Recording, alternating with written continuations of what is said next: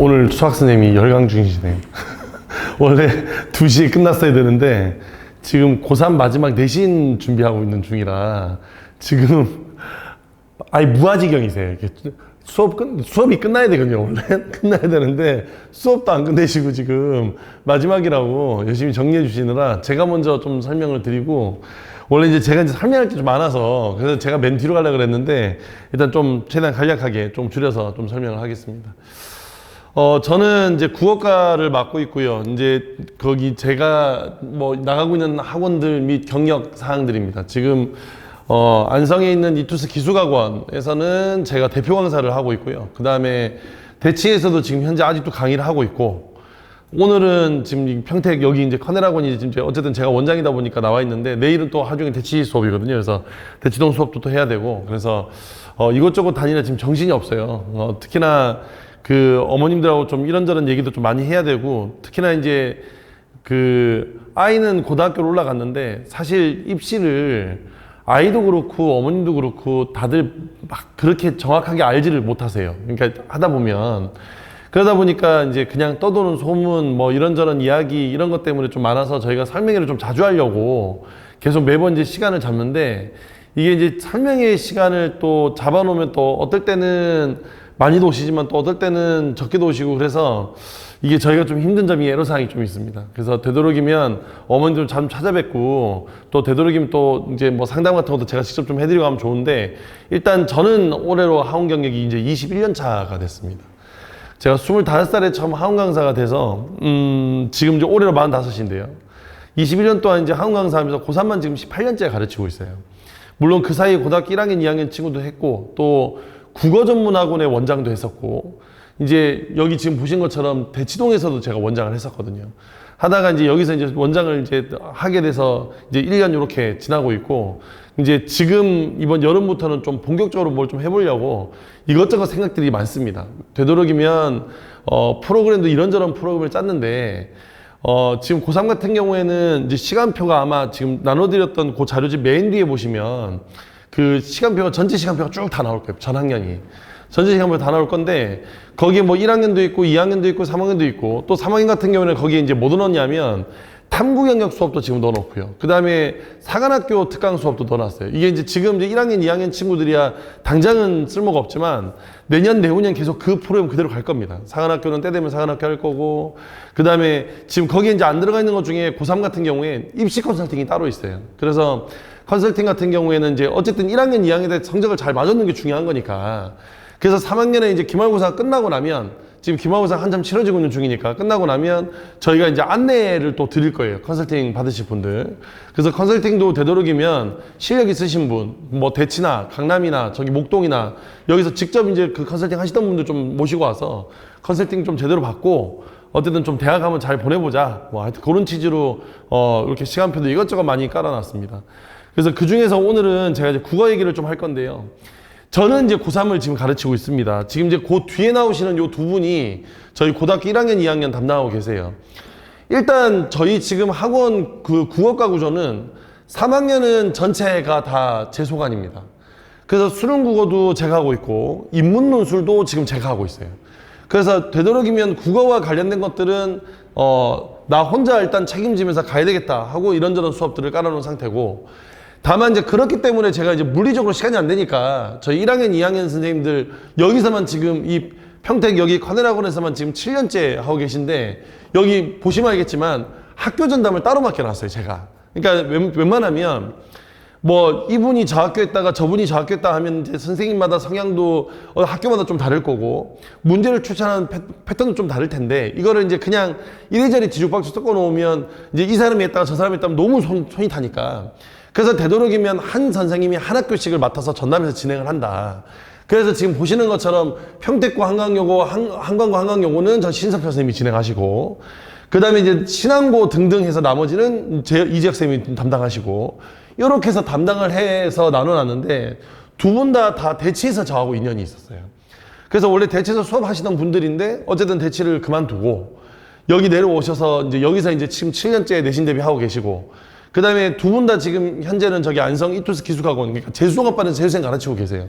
그래서 재수생도 가르치고 계시고, 그래서 이렇게 해서 저는 고3, 요렇게 두 분은 고등학교 1학년, 2학년, 예비 고1까지 요렇게 해서 이제 지금 파트를 나눠서 이렇게 진행하고 있다.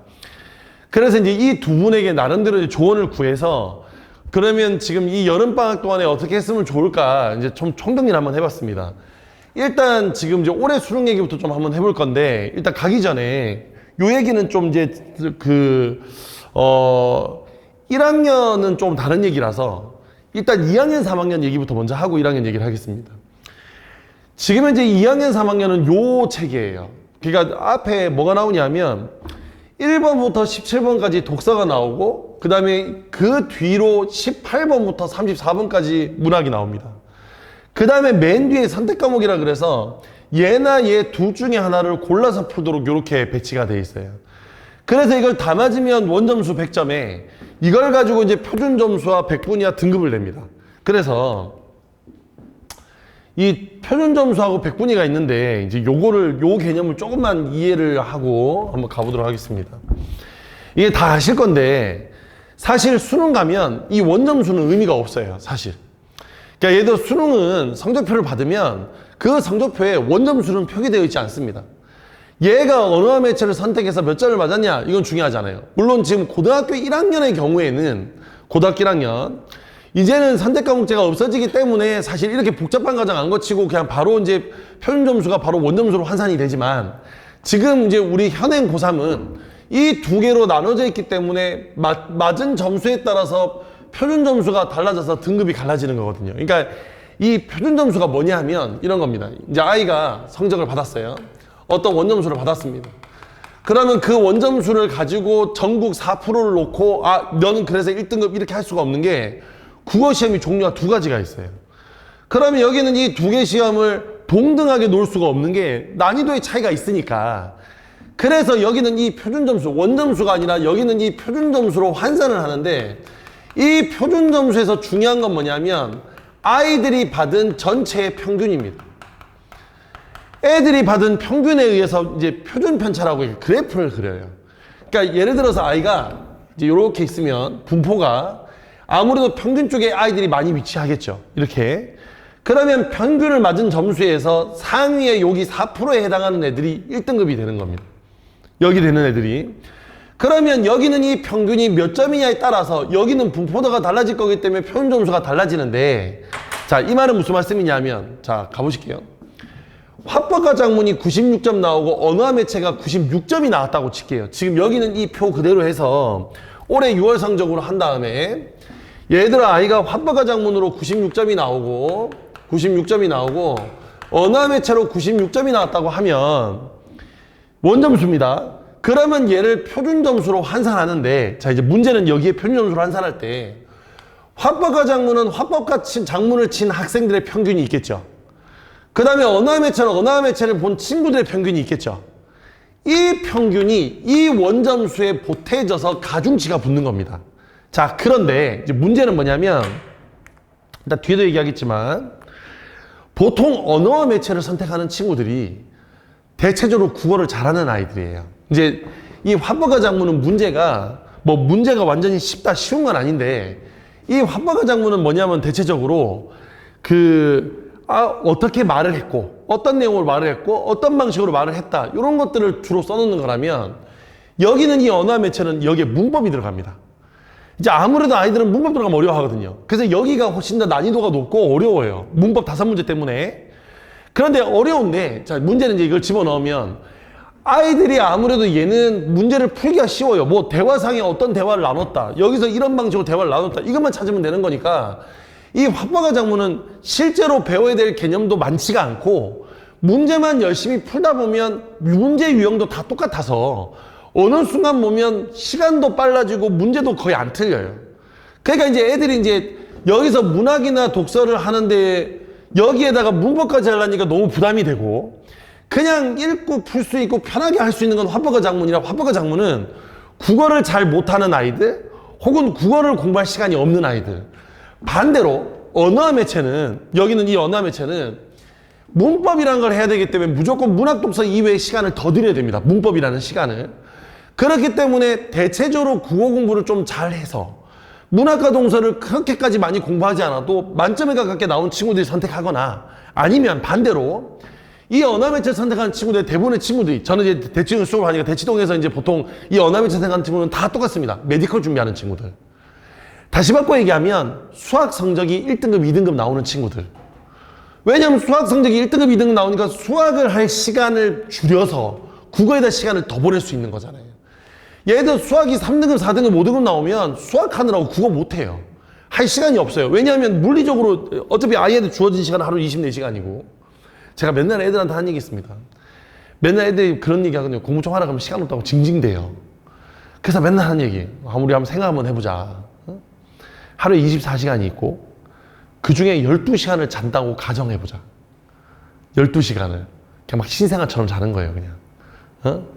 12시간을 잔다고 가정을 하고 그럼 깨있는 시간이 12시간일 텐데 그 중에 밥 먹는 시간 보통 아침 안 먹으니까 점심 1시간, 저녁 1시간 빼고 나면 2시간 빼고 그럼 10시간 남고 그 다음에 이제 뭐 화장실 가고 씻고 뭐 하는데 한 2시간 썼다고 치고 그럼 8시간 남고 그럼 사실 밥 먹고 뭐 화장실 갔다가 씻고 하는 그 3, 4시간을 다 빼고 나면 8시간이 남아야 되거든, 8시간이. 그리고 애들 뭐 그런 얘기 해요. 가슴에 손 얹고 넌 지금 오늘 하루 8시간 공부인지 한번 생각해 보라고. 일단 고3인데 12시간 잔다는 것부터가 이미 사실 고3이 아닌 거잖아요, 그건. 게다가 밥을 1시간씩 그렇죠. 뭐 그럴 수 있죠. 어떤 그 내장 장기의 소화 능력이 좀 부족하거나 아니면 밥을 좀 꼭꼭 씹어 먹어야 되겠다는 생각에 천천히 먹는다고 치고 1시간씩 먹을 수 있죠. 근데 아무리 그래도 생각해보면 아무리 많아도 8시간을 공부를 못했거든요. 근데 애들은 핑계가 많아요. 뭐 이거 하나 뭐 못했고 저거 하나 못했고 그게 다 자체하고 그래서 다 자체해서 그래서 하루에 8시간 공부했다고 치면 그 8시간에 8시간을 보통 수학하는 데 씁니다. 애들은. 아침에 눈 떠서 자습 이제 공부하라고 이제 독서실 가면 스터디 카페를 가면 혹은 학교를 가면 아침에 졸리니까 수학 문제를 먼저 풀어요. 그래서 수학 문제 풀다가 오늘 수학 잘 풀리면 수학만 풉니다. 오늘 수학이 안 풀리잖아요? 그럼 또 수학만 풉니다. 그리고 오늘 수학이 푸는데 많이 틀리면 수학 인강을 들어요. 그리고 오늘 또 수학이 너무 잘 맞으면 내 친구의 수학 모의고사까지 풉니다. 그리고 집에 가가지고 국어 공부해야지 하는데 이미 집에 올 때쯤 되면 지쳐요. 그리고 잡니다. 국어는 내일 해야지 이렇게. 물론 이건 국어만의 문제는 아니고 영어도 마찬가지고 탐구도 마찬가지인데 보통 수학을 하다가 하루가 끝나요. 특히 이과 남학생은 더더욱더. 그러다 보니까 애들이 국어 공부를 잘 안 하거든요. 그러니까 안 하다 보니까 사실은 여기는 이 언어 매체는 할 시간이 없는 거예요. 근데 수학이 좀 돼 있는 친구들은 하기가 편하죠. 왜? 지금 내가 수학을 이렇게까지 안 해도 수학 점수가 나오거든요. 그러니까 이제 일로 가니까 이쪽이, 그러니까 화법과정과 언어 매체 중에서 당연히 여기 집단의 평균과 여기 집단의 평균 중에 평균은 여기가 높겠죠. 똑같은 시험인데. 그러면 가중치를 더 많이 받겠죠. 가중치를 더 많이 받으니까 똑같은 96점임에도 불구하고 표준 점수가 얘는 환산했을 때 129점이 나올 때 이 친구는 환산하면 132점이 나오는 겁니다. 그러면 똑같이 96점이 아니라 야, 너 몇 점 맞았어? 나 이번에 화법과정 96점 맞았잖아. 너는 몇 점 맞았는데? 나는 언어 매체 96점. 똑같은 96점이 아닌 거예요. 언어 매체 96점이 화법과정 96점보다 똑같은 점수에도 불구하고 평균 점수가 3, 4점이 앞섭니다. 무조건. 그래서 93점, 얘보다 3점짜리를 하나 더 틀려도 표준 점수를 환산하면 똑같이 129점이라 이 친구까지가 1등급인 거예요. 이게 중요한 게 아니라 점수를 환산했을 때 표준 점수 값으로 계산을 해서 그 점수를 4%로 끊었을 때 거기까지가 1등급인 겁니다. 다만 내신과 다른 점은 내신은 동점자가 나오면 뒤로 밀리지만 등급이 수능은 그 동점자까지 모두 다 1등급인 거예요. 모두 다 1등급이 되는 겁니다. 이렇게. 그래서 사실은 뭐가 중요하냐면 원점수를 높게 맞을 수 있는 과목이 중요한 게 아니라 표준 점수를 높게 맞을 수 있는 과목이 더 중요한 거예요. 선택을 할 때. 그러니까 얘도 탐구를 선택한다거나 얘도 뭐 수학이나 뭐 국어를 선택한다거나. 자, 그런데 아까 전제가 있었잖아요. 표준 점수를 높게 만난 측면에서는 당연히 언어 매체가 낫죠. 왜? 한 문제 여유가 더 있으니까. 똑같이 1등급 맞으려면 그런데 문제는 그게 한 문제여야 된다는 겁니다. 얘들 엄매를 막 한 4문제, 5문제 틀릴 거면 안 하는 게 낫거든요, 차라리.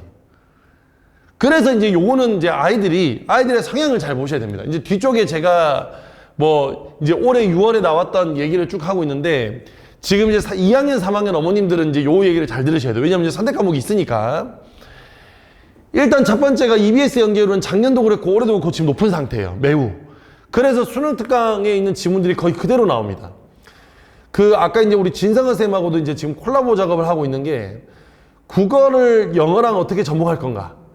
예를 들어 국어에 나오는 내용들이 어쨌든 배경상식화가 돼야 이제 문제를 풀 건데 그러면 그랬을 때 그걸 영어로 풀고 다시 또 국어로 풀면 복습의 효과가 있지 않을까. 반대로 이제 국어는 그걸 영어로 풀 수는 없잖아요. 이제 국어는 국어니까.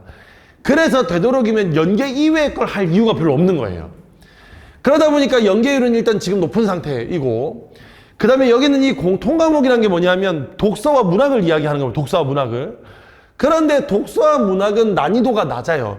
독서와 문학은 예년에는 엄청 어려웠는데 이제 물론 독서는 지금도 어려워요. 어려운데 옛날에 한참 활활 타오를 때에 비하면 지금은 매우 난이도가 낮아진 상태.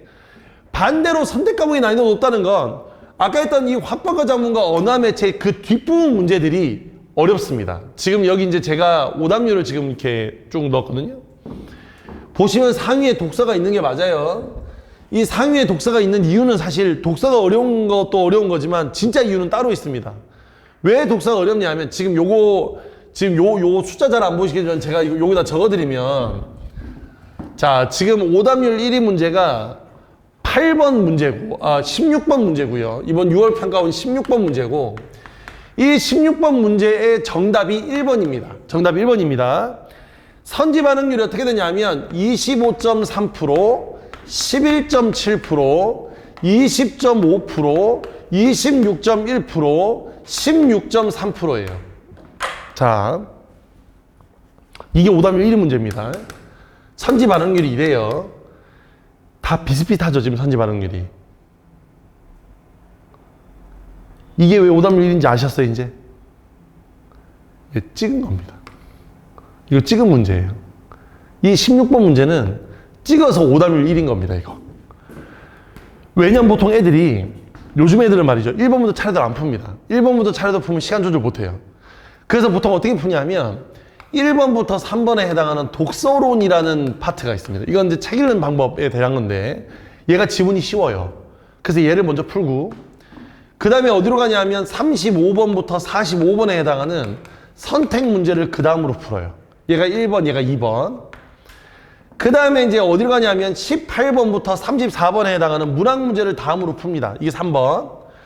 그 다음에 4번부터 17번에 해당하는 독서 문제를 맨 마지막에 풀어요. 왜냐하면 독서는 어렵다는 인식이 있으니까.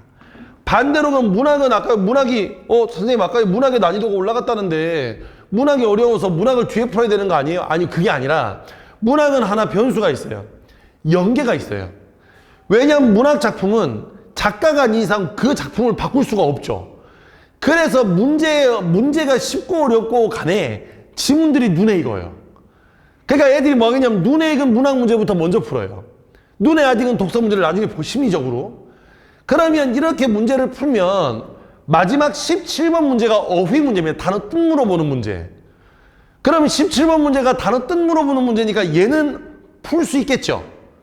이 단어의 뜻이 뭔가 이거 물어보는 건데. 근데 16번 문제가 뭐냐? 보기 놓고 사례 적용하는 문제예요. 그러니 오답률 1위. 그럼 9번 문제는요? 사례 적용 문제예요.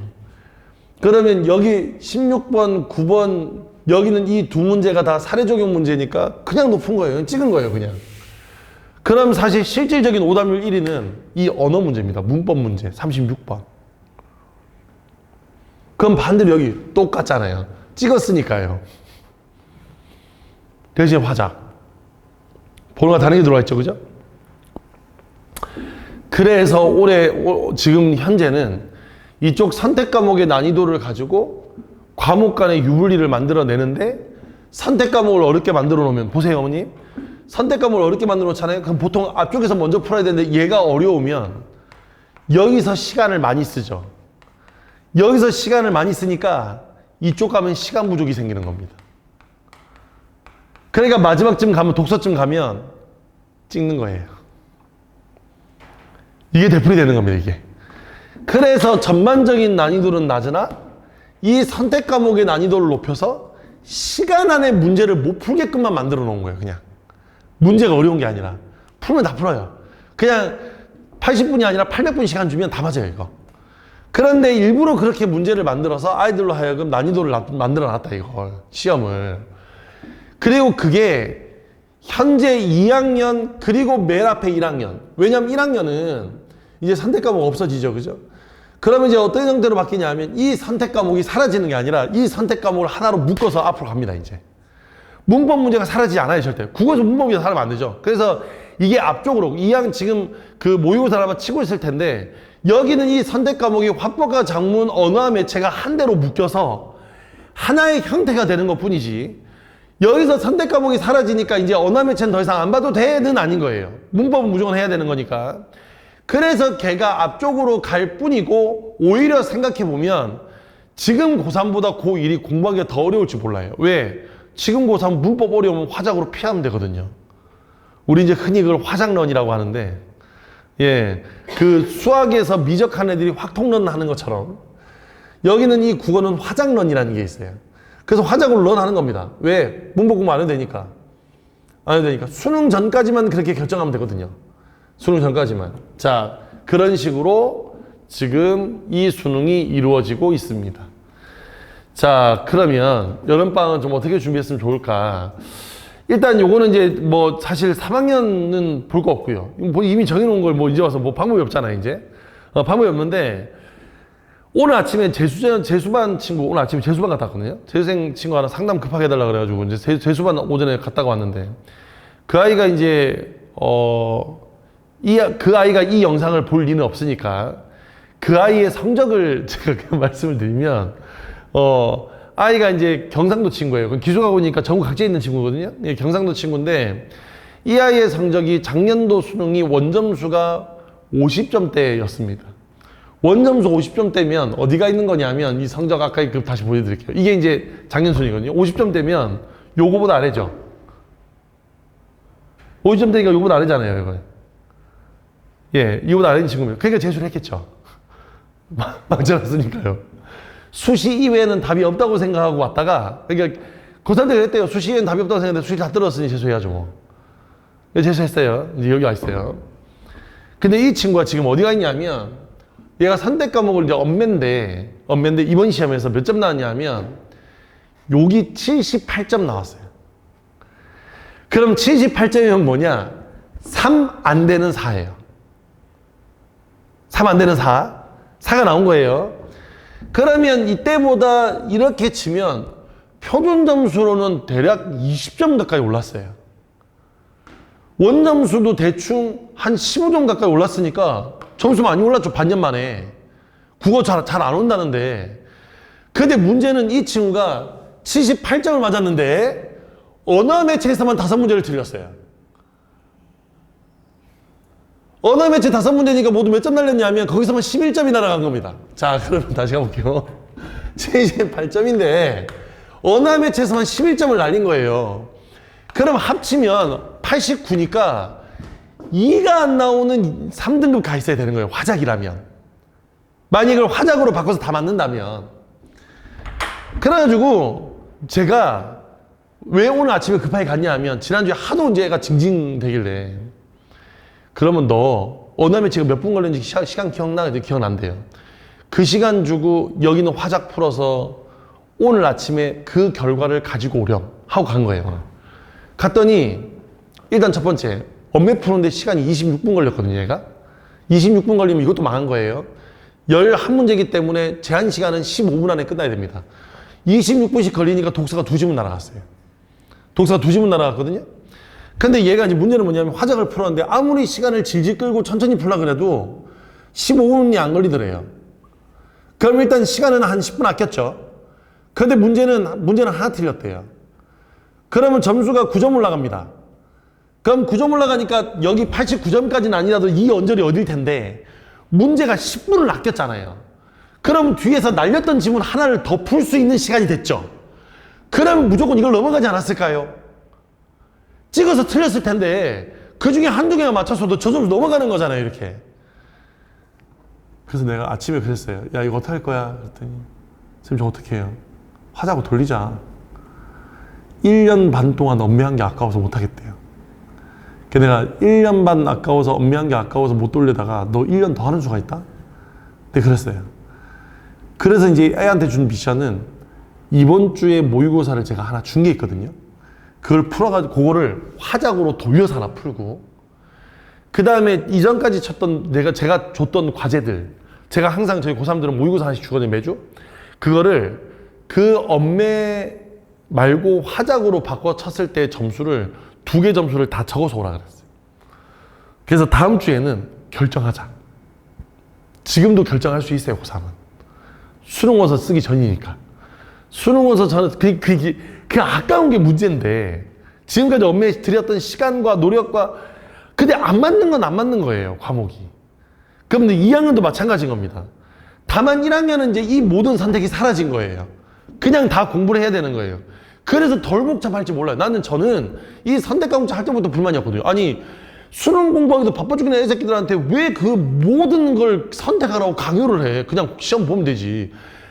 저는 그렇거든요. 이게 옛날 사람이라서 그런지 모르겠는데, 시험은 그냥 주면 애들은 풀어야 되는 거예요. 그러려고 시험이 있는 거지, 그 시험에 선택이라는 게 주어지면 안 되거든요. 왜냐면 그 선택 때문에 애들은 더 망가집니다. 자율성을 준다? 아니요. 오히려 방기하게 돼요, 자기 공부를. 그래서 여기는 지금 이 선택 과목에 대한 것들은 어쨌든 이렇게 되는 거니까 2학년 지금인 학부모님들은 이번 여름에 잘 생각하셔야 됩니다. 아이가 무조건 문법을 한다고, 이제 애는 분명히 처음에 문법을 한다고 해요. 편점수 유리하니까. 아니요. 애들은 단순해가지고, 야, 93점 맞으면 엄매는 1등급인데 화작은 2등급이잖아. 이걸로 시작하는 거예요. 그게 무슨 표준점수 환산 이런 거 몰라요, 애들도. 엄마, 이거 하나 더 틀려도 1등급이야. 엄매가 좀 더 낫지 않나? 하나 더 여유 있으니까? 난리 납니다. 그게 아닌데요. 네. 그래서 여기는 이 언어매체는 이런 학생들이 좀 선택하는 게 좋겠다. 그래서 이제 2학년 어머님들은 요거 한번 참고해 주셨으면 좋겠고, 아까 수학 얘기했으니까. 그 다음에 이제 고3은 이제 어떻게 공부를 해야 되냐. 그러면 이제 다시 한번 가볼게요.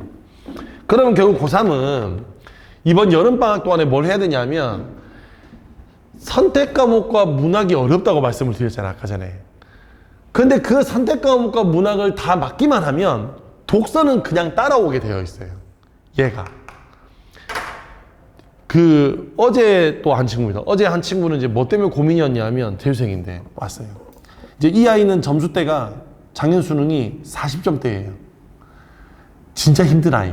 지금도 아직 5등급 원절에서 왔다 갔다 하는 친구. 성적이 오르긴 올랐는데. 근데 이 친구가 어제 저한테 와서 한 얘기가 뭐였냐면, 5등급이에요, 5등급. 이 친구 와서 한 얘기가, 선생님 경제지문 하나도 못 알아먹겠어요. 그러는 거예요, 경제지문. 경제지문이 있어요. 경제지문 하나도 못 알아먹겠대요. 지금 걔가 풀던 게 뭐였냐면, 저거에서 선물한 계약. 풋옵션 계약하는 거 있죠. 외환을 이제 특정 시점에 옵션 걸어놓고 파느냐 마느냐 하는 지문. 이거 어려워요. 그러니까 그게 될 것 같으면 지금 여기 있는 게 아니라 주식 투자를 해야죠. 근데 환율로 환투기를 하든 뭘 해야 되는데, 그런 게 나와요, 수능 특강에. 도저히 무슨 말인지 모르겠다는 거예요. 이거 어떡하냐고요. 지금 경제지문 이거 저 이해도 안 되는데 저거 어떻게 해야 돼요? 그래요. 그래서 제가 이제 그한테 무슨 얘기 했냐면, 얘야, 경제지문이 어렵지. 네. 무슨 말인지 알았겠어? 저도 모르겠어요. 근데 이거 어떻게 해야 돼요? 좀 풀어야 되잖아요. 작년까지 법지문 나왔으니까 올해는 사회지문에 경제지문, 그게 있어요. 법지문, 경제지문, 법지문, 경제지문 나오는데, 작년, 재작년, 재작년은 계속 법만 나왔어요, 수능에. 근데 이제 여러 가지 어떤 이유들이 있을 것 같은데, 올해는 이제 법이 아니라 경제가 나올 가능성이 커요. 그래서 이제 애들 보고 경제 공부하라고 했는데, 경제가 너무 어려운데 어떻게 수능에 나온다면서요? 그러는 거예요. 그래서 제가 그 얘기 했어요. 야, 네? 경제가 나와. 네. 그거 너 풀 거야? 네? 너 수능 시간에 그거 풀 수 있겠냐고. 너 지금 몇 지문 날려? 2지문이요. 그럼 경제지문 나오면 너 어떡할 거야? 날려야죠. 날릴 건데 왜 공부해? 네, 그랬어요.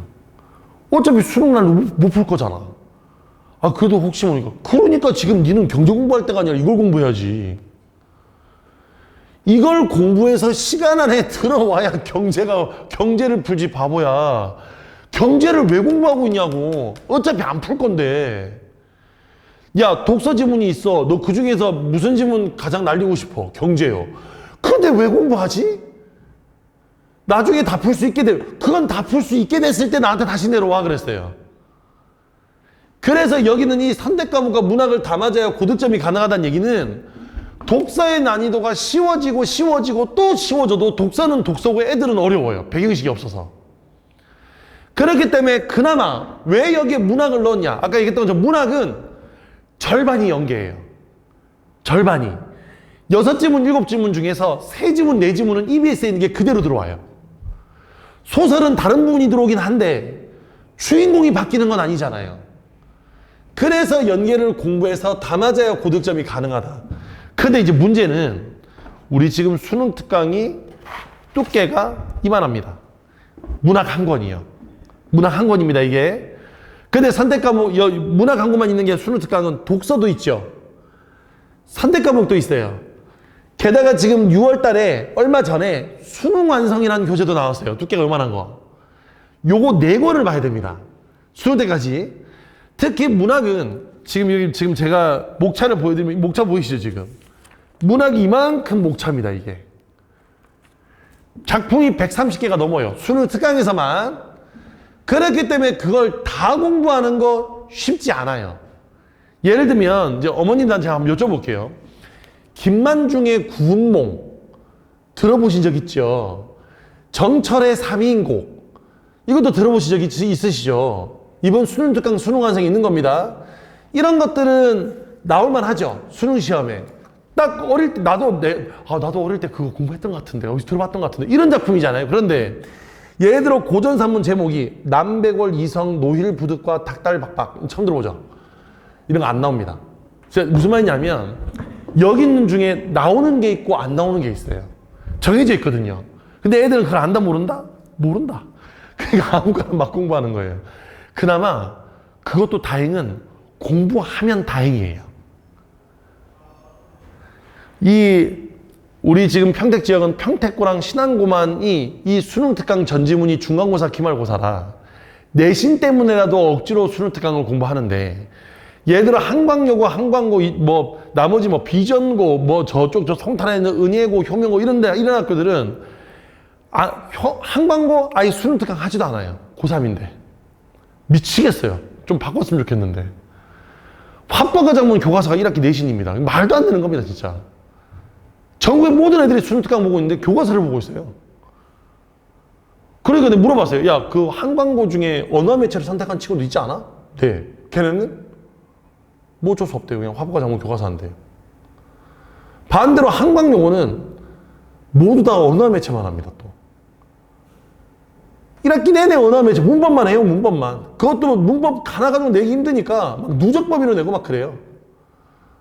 미치겠어요, 그놈의 한광. 고3애들은 별로 도움 안 되거든요, 그게. 수능 특강 문학을 보게끔 해야 되는데, 어거지로라도, 내신으로라도 처리해야 되는데, 그러진 않으니까. 그래서 이번 방학 동안에 어쨌든 수능 특강, 수능 완성을 효율적으로 학습을 해야 된다. 또 그 다음. 이거는 이제 고1, 2, 3 다 공통입니다. 고1, 2, 3 다 들으세요. 모의고사를 잘 안 풀어요. 뭐 여러 가지 이유가 있는데, 1학년, 2학년은, 나 지금 내신 준비하고 죽겠는데 무슨 모의고사야. 보통 그래요. 이러니까 어떤 문제가 생기냐 하면, 본인이 어떤 시간에 어떻게 문제를 푸는지에 대한 감이 없어요. 시간 배분이 전혀 이루어지지 않습니다. 제일 어이없는 게 뭐냐면 3학년 딱 올라와가지고 첫 모의고사를 보는데 1번부터 그냥 차례대로 풀고 있는 거예요. 그래서 내가 물어봤어요. 야, 너 1번부터 차례대로 풀고 있는데 야, 너 독서가 자신 있어서 먼저 푸는 거냐? 이제 제가 기준은 항상 자신 있는 것부터 먼저 풀라고 하거든요. 가끔 이제 이과 친구들 중에 문학보다 독서가 자신 있는 친구들 독서를 먼저 풀기도 해요. 그래서 물어보면 아니요. 근데 왜 이렇게 풀어? 그냥 원래 차례대로 푸는 거 아니었어요?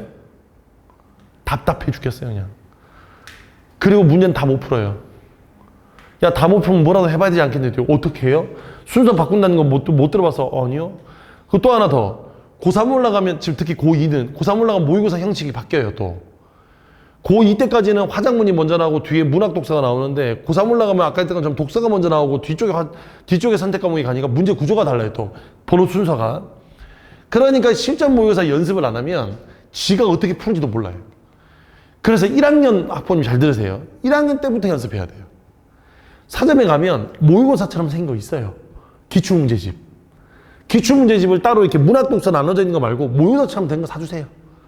시간에 물어보고 틀린 거 오답 정리 시키고 일주일 내내 일주일에 딱 하나씩만 풀리시면 됩니다. 시간 날 때. 하나 풀고 남은 날 내내 그 틀린 거 오답 정리 하면 되거든요. 그래서 되도록이면 좀 시점 모의고사를 좀 풀었으면 좋겠다. 그 다음 정확한 오답 정리, 이건 또 무슨 말이냐면 이것도 고1이랑 똑같은 거예요. 오답 정리하려면 보통 어떻게 하냐면, 자, 문제를 풀어요. 채점을 해요. 틀렸어요. 그러면 뭐야, 정답이 3번이 아니야? 몇 번인데? 4번. 왜? 내가 이걸 내가 못 봤네. 이래서 답이라고? 지금 이 모든 과정이 다 틀렸어요. 이건 오답 정리를 본인이 한 게 아니라 오답 정리 돼 있는 걸 본 거잖아요, 그냥. 이러면 사고나 문제풀이의 과정이 내 방식이 안 생겨요. 그래서 1학년 때부터 가장 많이 해야 되는 게 뭐냐? 오답 정리할 때 최대한 해설지를 멀리 하는 거예요. 답이 3번이 아니라 4번인 건 좋은데 왜 4번인지는 본인이 생각해야 돼요.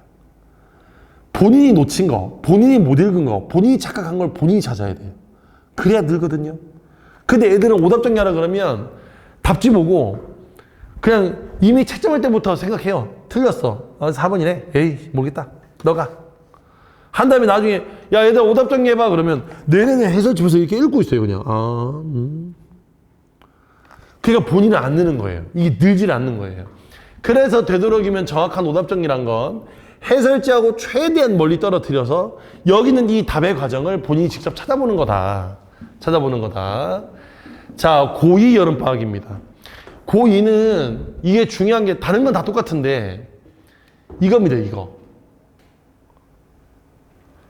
고3 어머님이시니까 기출문제 풀 시간이 있었어요, 없었어요? 아니, 학기 중에 이겁니다. 그래서 2학년 때 해야 되는 거예요. 이거 해봐야 언제 하냐면 2학년 3학년 올라가는 겨울방학에 하거든요. 그 2달에. 그 2달에는 기출 돌려도 2, 3개년이에요. 못 돌려요. 최소한 기출문제를 5개년은 돌려야 되거든요. 5개년은. 그래서 지금 고2는 여름방학 때 지금부터 시작을 해야 고3 올라가기 전에 한 바퀴는 끝내놓고 겨울방학 때 한 번 더 보고 EBS 보는 거예요. 고3 올라가면 2월달부터 수능 볼 때까지 기출문제 볼 시간이 없어요. 왜 공무원 시험 준비하거나 수능 시험 준비하거나 다못해 뭐 중간고사, 기말고사 준비를 해도 작년도 기출문제는 풀어봐야 되잖아요. 그렇잖아요. 왜 중간고사 대비할 때 작년도 학교 나왔던 문제 좀 풀어봐야 되잖아요. 왜? 풀 시간이 없다. 그래서 이거 고3 때 고3 걸 미리미리 땡겨서 고2 때 해야 돼. 딴 건 아까 했던 얘기 다 했던 얘기인데 요게 중요하다. 수능 기출을 미리 풀어서 수능 마인드를 확립하는 게 중요하다. 그 다음에 고1은 2학기 내신에 고전문학이 많이 들어가요. 그래서 고전문학 준비를 하셔야 됩니다. 이게 고3보다 어려운 게 뭐냐면 고3은 오히려 고3은 말이죠. 수능 특강에 고전시가 나오면 해석되어 있는 게 나와요. 근데 고1은 원문 표기로 나와요. 조선시대 때 그 정철이라는 사람이 그 한지에다가 붓으로 써놓은 그 글지체 그대로 그 표기 그대로 나와요. 옛날 말로. 왜? 1학기 때 중세국어를 배웠거든요. 그래서 고전문학을 미리 지금 이 여름방학 때 안 해놓으면 2학기 내신도 걸리고 2학년 문학도 걸려요. 2학년 올라가면 1년 한 학기 내내 문학이거든요, 이거. 문학 해야 되는데 그 문학의 고전문학이 반입니다. 현대문학 반이고요. 그래서 얘를 미리 준비를 해야 고1 때 좀 버틴다. 당연히 독서는 해야 돼요. 왜? 고등학교 올라서 독서를 안 하거든요. 이제 언제쯤 할 거냐면 고등학교 2학년 2학기 내신 때 가면 이제 독서합니다. 그때 가서야. 그때 가서 독서하면 늦어요. 그래서 미리 독서 문제도 좀 풀어본다. 그래서 이거 똑같이 모의고사 문제 풀란 얘기 하고 있죠, 지금. 모의고사 풀란 얘기를. 자, 그래서 이렇게 공부하면 된다. 자, 그러면 이제 저희 방학 프로그램입니다. 국어는 일단 저희 고3은 7월 9일 날 개강하면 종강이 11월 8일인가? 수능 전주입니다. 종강이 없어요. 7월 9일부터 11월 8일까지 그냥 휴강 없이 갑니다. 그래서 다음 주에 제가 한 주 쉴 거예요. 다음 주에 한 주 쉬었다가 내일 17주 연속 수업할 거거든요. 17주 연속 수업을 진행하는데 수업 시간에 모의고사를 풀고 풀이를 하고 질문을 받고 근데 이 풀어가는 과정 속에서 연계 지문들이 들어있을 거기 때문에 그 연계를 제가 따로 정리해 줄 겁니다. 그러니까 이감 컨텐츠에 이제 이감이란 모의고사가 있어요. 그 모의고사가 이제 전국에서 가장 많이 보는 사설 모의고사입니다. 시대인재에서도 공식으로 보고요. 강남대상에도 공식으로 보고요. 뭐 이투스네 뭐 청소리 나는 모든 제종반에서 이감을 안 보는 학원은 없어요. 그 이감 모의고사를 우리도 고3들 같이 수업 시간에 같이 풀 거예요. 모의고사를 매주 뭐 집에 가서 풀으면 안 풀으니까 아예 여기서 애들하고 같이 풀 거예요. 그냥 풀고 그 자리에서 바로 채점하고 그 자리에서 바로 해설 강의하고 틀린 거 질문하고 그리고 돌아간 다음에 집에 가서 오답정해서 갖고 오는 겁니다. 이게 과제입니다. 그러면 그 모의고사 안에는 연계 지문들이 들어있어요. 그 연계 지문들은 제가 하나하나 정리해 줄 겁니다. 하나하나 정리해 줄 겁니다.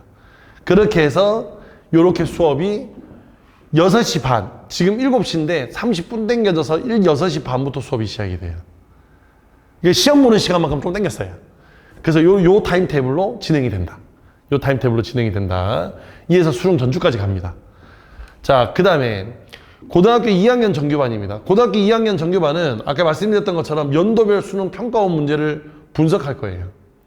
수능과 평가원이 지금 해야 되기 때문에 이 수능과 평가원을 기출문제를 2학년 때 합니다. 저희는 미리 땡겨서.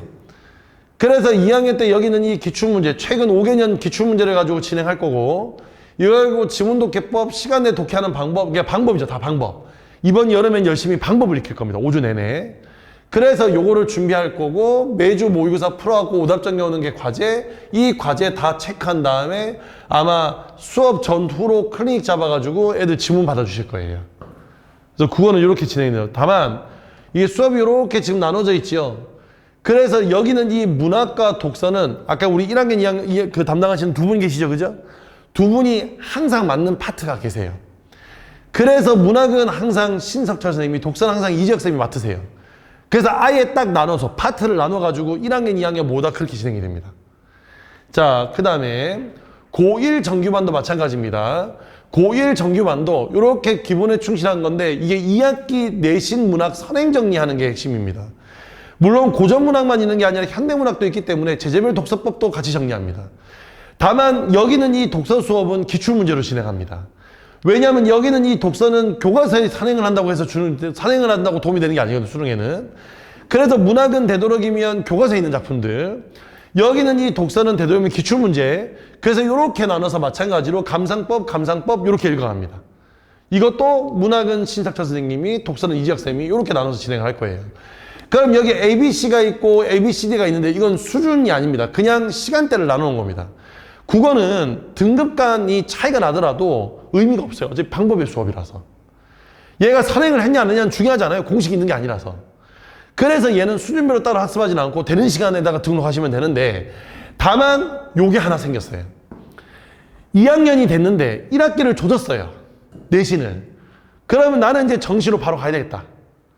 그래서 이건 2학년 친구들의 정시대회가 아닙니다. 고3 아니고. 고3은 제가 하는 거고 2학년 2학기 때부터 내신 접은 친구들이 있어요. 접을 거면 처음부터 차근차근 다시 하자. 그래서 얘는 시간 맞추는 연습부터 할 겁니다. 토요일 날 저녁에. 이렇게 돼 있다. 선생님 저희 아이는 1학년인데 벌써 내신을 접었는데요. 가능합니다. 내신을 접었다면 이 수업 누구든 가능합니다. 다만 고3은 저한테 오시면 됩니다. 이 수업 말고. 예, 그렇게 이제 수업이 진행됩니다. 수능 뭐 잘 하시는 선생님들 많죠. 인강 선생님들 많아요. 제일 답답한 게 인강인데, 그 예를 하나 들어드리면, 제가 지금 대체 수업하고 있습니다. 제 앞 건물에서 김승희 선생이 지금 현장 강의를 하고 있고요. 제 옆 건물에서 김동욱 선생이라는 사람이 하고 있어요. 다 이제 그 대형 1타 강사들입니다. 한 블럭 사이에 두고 강민철이라는 사람이 현장 강의를 하고 있어요.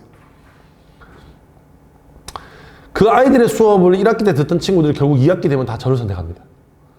그러니까 이게 이제 좀 부끄러운 이야기긴 한데, 커넬 원장이라는 사람이 대치동에서 어떻게 수업을 하고 있느냐. 1학기 때는 사실 무시 많이 받아요.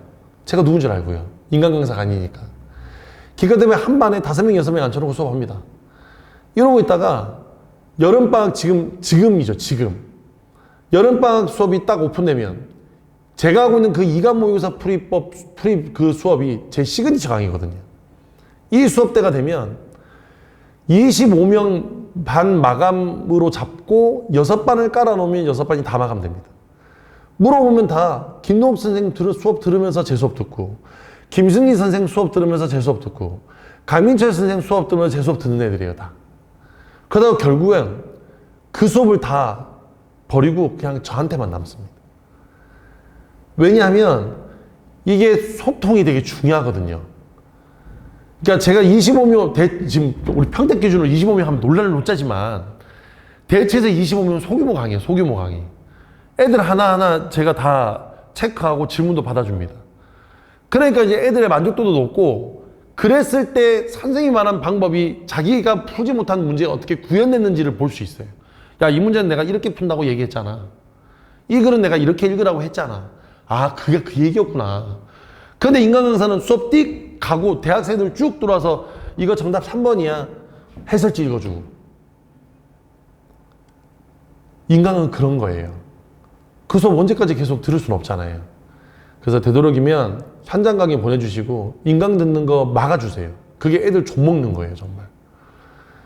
실제로 저 안성 우리 이투스 기숙학원이 독재 기반이에요. 처음에 들어오면 저 잘 모르니까 다 인강 들어요. 지금 거기 300명 정원인데 제 특강만 70명 들어요. 특강만. 본 수업 말고. 돈 더 내고. 70명이 듣습니다. 그리고 지금 제가 이제 여긴 안 넣었지만 우리 고3 설명회 때 넣는 등등등의 수기 애들 엄청 많이 써져요. 6등급이었는데 3등급 됐다. 5등급인데 2등급 됐다. 그래서 되도록이면 저뿐만 아니라 우리 신석철 선생님이나 이재혁 선생님 다 실력 있는 선생님들이고, 거기서 오랫동안 계속 수업을 하고 있다는 건 이게 저희 그 안성이 투스 기숙학원이 얼마나 무서운 곳이냐면 애들한테 1년에 4번 평가를 받아요, 선생님들이. 점수 받아서 몇 점 이하는 그 즉시 해고입니다. 다시 말하면 버티고 있다는 건 애들한테 평가가 좋다는 얘기예요. 좋으니까 버티는 거거든요. 되도록이면 그거 잘 생각해 보시고, 그거 관련해서 뭐 문의사항 등등등 문의사항 있으면 여기를 연락 주시면 되겠습니다.